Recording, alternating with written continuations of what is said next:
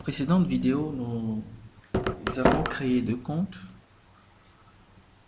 un utilisateur professeur et puis un autre étudiant. Donc, lors de la création de ces utilisateurs, des mails ont été envoyés pour communiquer le login et le password. Une copie de ces mails a été enregistrée et sauvegardée dans la base de données. Donc, l'objectif, c'est de permettre à l'administrateur de pouvoir récupérer ces messages au cas où il y aurait un problème lors de l'envoi automatique, lors de la création du compte. Donc l'administrateur pourra se connecter et récupérer le contenu du message et renvoyer à nouveau. Donc là, nous pouvons voir les détails de ce message qui a été envoyé sur cligino@gmail.com. Le message contient le login et le password. Donc c'est le message qui a été envoyé au professeur et puis un autre message envoyé à l'étudiant. Nous allons nous connecter là. Voilà le message qui a été envoyé. Le message a été envoyé via l'adresse mail campusmail@gmail.com. Donc le mail a été envoyé à cligino@gmail.com contenant les informations pour la connexion à la plateforme, l'URL, le login et le mot de passe. Donc là, nous allons utiliser le compte pour se connecter. Vérifier ici, ça se passe bien. Si nous faisons une erreur, nous saisissons quelque chose au hasard.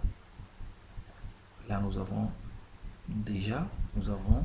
un message. Ce login n'existe pas. C'est parce que la copie a laissé.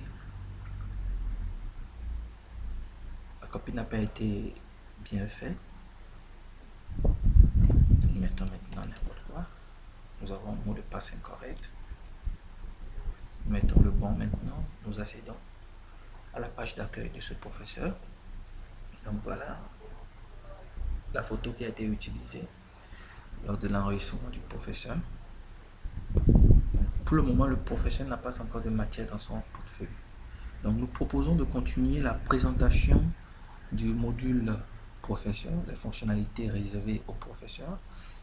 Et nous allons nous déconnecter, nous allons utiliser un compte existant, un professeur qui a déjà des matières dans son portefeuille. Cela va nous permettre de voir plus en détail les fonctionnalités. Donc nous nous déconnectons. Nous utilisons ce compte qui existait bien avant.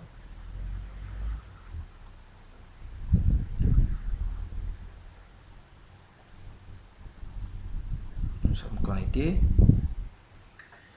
Là, nous voyons que dans le portefeuille de ce professeur, il y a plusieurs matières. Mais ça, c'est juste pour les besoins de test. Sinon, dans la réalité, bon, je ne pense pas que ça soit possible qu'un seul professeur fasse toutes ces matières. Mais pour des besoins de test, c'est possible. Donc là,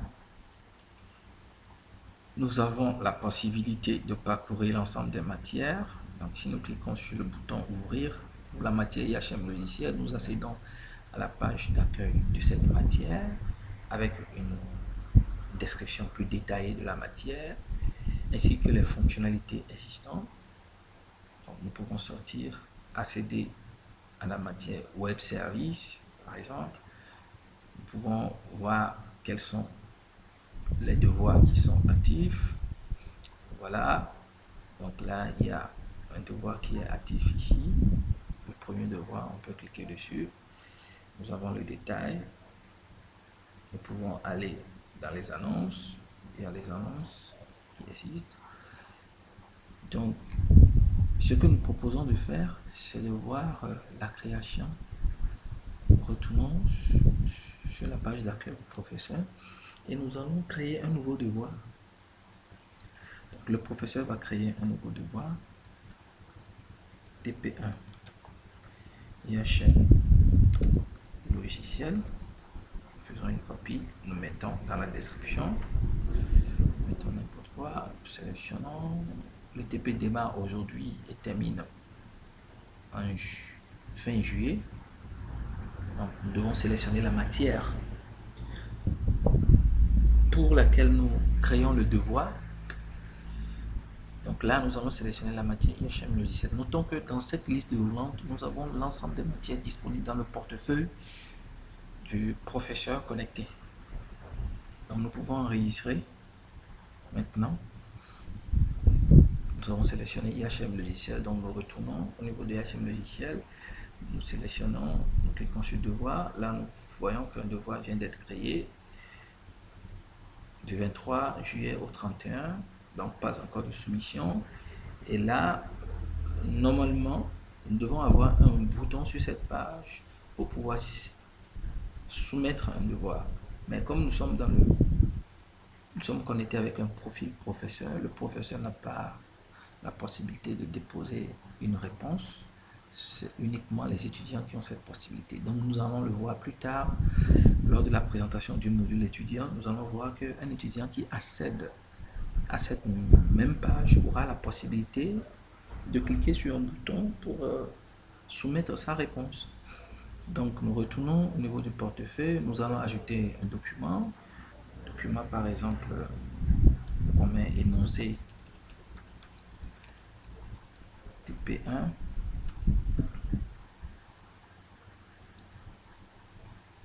IHM logiciel. Nous sélectionnons un document au hasard. Nous choisissons la matière. Il faut faire attention pour choisir la bonne matière. Nous reprenons, nous validons. Normalement, si on retourne sur la page d'accueil, nous voyons au niveau des documents. Là, ce document a été créé à 1h42. Donc, nous pouvons essayer de télécharger. Le téléchargement nous renvoie sur ce fichier PDF, comme c'est du PDF. Le navigateur a pu le lire directement. Donc, nous continuons. Nous pouvons créer une annonce. L'annonce, son objectif, c'est de pouvoir envoyer un message à tous les étudiants qui sont inscrits dans la matière d'un événement quelconque. Donc là, nous avons créé un devoir, nous avons ajouté dans les documents l'énoncé du devoir.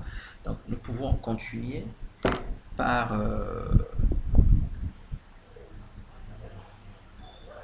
l'envoi d'une annonce. Donc TP1 IHM à TP1 IHM logiciel par exemple. Mettons ici annonce TP1 IHM logiciel. Donc, merci de consulter l'énoncé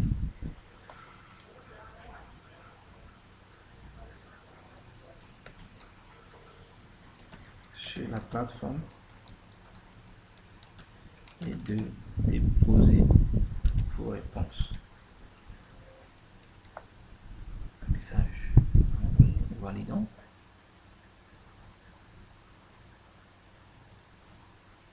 C'est enregistré.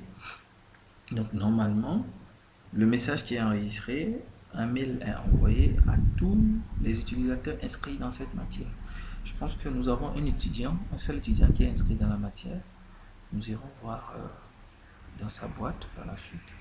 Donc nous pouvons retourner là et puis retourner dans annonce pour voir l'annonce qui a été faite tout à l'heure.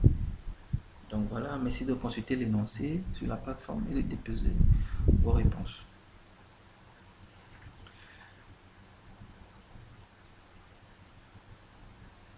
Donc nous retournons ici pour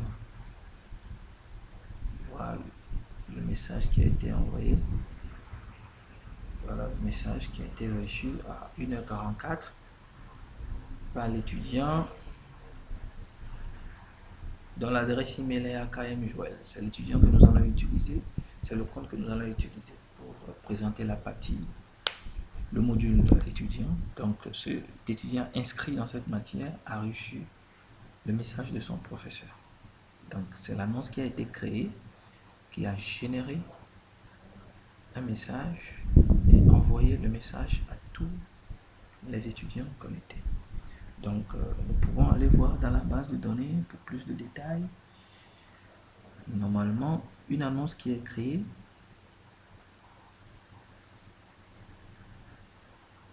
figure là, voilà l'annonce. Nous voyons que c'est le prof connecté qui a envoyé l'annonce. Et pour le moment, c'est un seul étudiant qui est connecté. C'est pour cela. Si nous prenons un autre module, par exemple, un ancien message que nous avons envoyé lors des tests, nous voyons ici qu'il y a 3 adresses qui sont séparées par 2 points, 2 points. C'est ça qui nous permet de pouvoir distinguer la chaîne de caractères, de récupérer les différentes adresses mail et envoyer le même mail à tous les étudiants. Donc nous enregistrons dans le champ destinataire l'ensemble des emails sur lesquels nous devons envoyer le mail. Donc si nous voyons dans la base de données aussi, nous pouvons remarquer que nous avons déposé un nouveau document tout à l'heure, énoncé du TP1 IHM logiciel. Nous pouvons aussi regarder au niveau du devoir, TP1 IHM logiciel, description du devoir,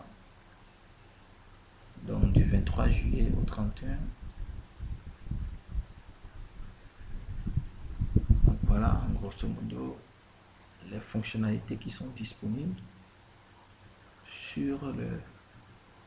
dans le module professeur. Sachant bien que ce sont juste les fonctionnalités de base. Le professeur peut lui aussi consulter les différentes formations disponibles,